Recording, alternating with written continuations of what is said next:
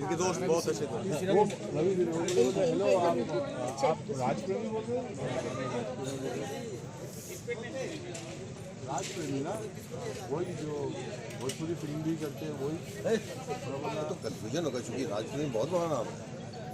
एक ही नाम है ना, एक ही नाम है, लेकिन बहुत बड़ा है कि लोग नाम रख करके कर भी लेते हैं। वही है ना, रख रहा हूँ ना भाई, क्या क्या सामान फिर भी उसको बिलीव नहीं हो रहा था कैसे अपन ने उसके नंबर एक दो फिल्म का नाम बताइए ना सर जो आपने किया है। ये तो घर वाला तो समझा,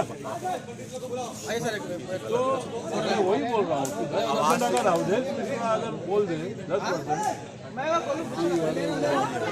राज प्रेमी एक है।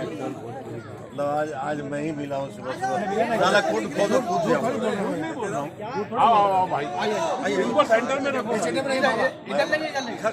इधर आ रही है, इधर आई। बाबा जी को बोले थोड़ी सी रोशनी इधर है।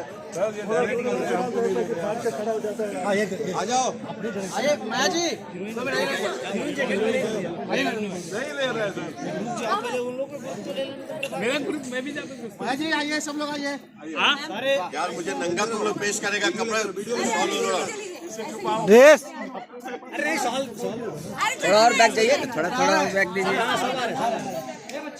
आ जाएंगे इतने लंबे, पूरा ग्रुप आएगा। हाँ पीछे मैं तो डायरेक्टर के साथ खड़ा हूँ, आना पड़ेगा।